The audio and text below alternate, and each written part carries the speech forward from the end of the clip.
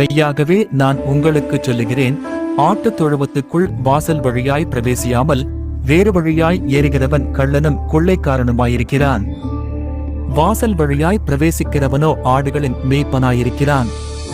வாசலை காக்கிறவன் அவனுக்கு திறக்கிறான், ஆடுகளும் அவன் சத்தத்துக்கு செவி கொடுக்கிறது.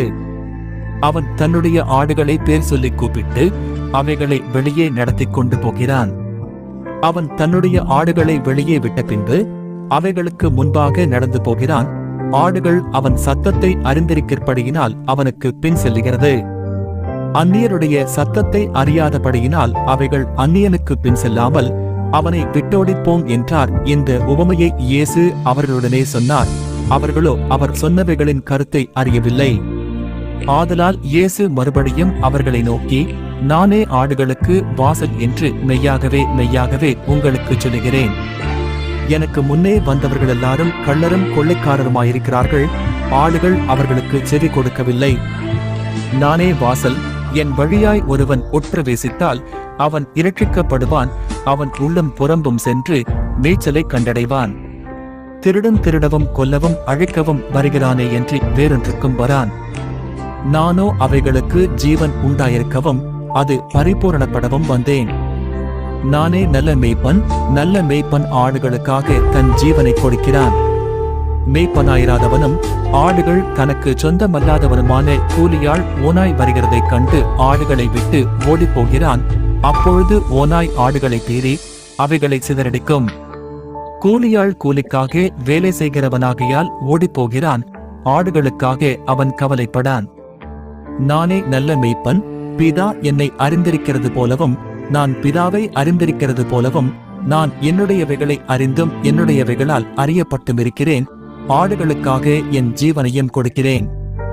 இந்த தொழுவத்தில் உள்ளவைகளில்லாமல் வேறே ஆடுகளும் எனக்கு உண்டு. அவைகளையும் நான் கொண்டு வர வேண்டும். அவைகள் என் சத்தத்துக்கு செவி கொடுக்கும். அப்பொழுது ஒரே மந்தையும் ஒரே மேய்ப்பனுமாகும். நான் என் ஜீவனை மறுபடியும் அடைந்து கொள்ளும்படிக்கு அதை கொடுக்கிறபடியினால் பிதா என்னில் அன்பாயிருக்கிறார். ஒருவனும் அதை என்னிடத்திலிருந்து எடுத்துக்கொள்ள மாட்டான். நானே அதை கொடுக்கிறேன். அதை கொடுக்கவும் எனக்கு அதிகாரம் உண்டு. அதை மறுபடியும் எடுத்துக்கொள்ளவும் எனக்கு அதிகாரம் உண்டு. இந்த கட்டளையை என் பிதாவினிடத்தில் பெற்றுக்கொண்டேன் என்றார். இந்த வசனங்களிடம் யூதருக்குள்ளே மறுபடியும் பிரிவினை உண்டாயிற்று. அவர்களில் அநேகர், இவன் பிசாசு பிடித்தவன், பைத்தியக்காரன், ஏன் இவனுக்கு செவி கொடுக்கிறீர்கள் என்றார்கள்.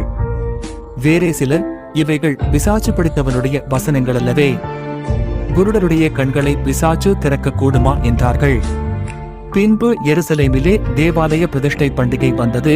மாரிகாலமுமாயிருந்தது. இயேசு தேவாலயத்தில் சாலமோனுடைய மண்டபத்திலே உலாவிக் கொண்டிருந்தார். அப்பொழுது யூதர்கள் அவரை சூழ்ந்து கொண்டு, இதுவரைக்கும் எங்கள் ஆத்துமாவுக்கு சந்தேகம் உண்டாக்குகிறீர். நீர் கிறிஸ்துவானால் எங்களுக்கு தெளிவாய் சொல்லும் என்றார்கள். இயேசு அவர்களுக்கு பிரதியுத்தரமாக, அதை உங்களுக்கு சொன்னேன். நீங்கள் விசுவாசிக்கவில்லை. என் பிதாவின் நாமத்தினாலே நான் செய்கிற கிரியைகளே என்னை குறித்து சாட்சி கொடுக்கிறது.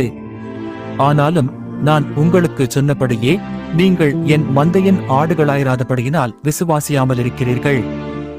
என் ஆடுகள் என் சத்தத்திற்கு செவி கொடுக்கிறது. நான் அவைகளை அறிந்திருக்கிறேன். அவைகள் எனக்கு பின் செல்லுகிறது. நான் அவைகளுக்கு நித்திய ஜீவனை கொடுக்கிறேன். அவைகள் ஒரு காலம் கெட்டு போவதில்லை. ஒருவனும் அவைகளை என் கையிலிருந்து பறித்துக் கொள்வதுமில்லை. அவைகளை எனக்கு தந்த என் பிதா எல்லாரிலும் பெரியவராயிருக்கிறார். அவைகளை என் பிதாவின் கையிலிருந்து பறித்துக் கொள்ள ஒருவனாலும் கூடாது. நானும் பிதாவும் ஒன்றாயிருக்கிறோம் என்றார். அப்பொழுது யூதர்கள் மறுபடியும் அவர் மேல் கல்லெறியும்படி கல்லுகளை எடுத்துக் கொண்டார்கள்.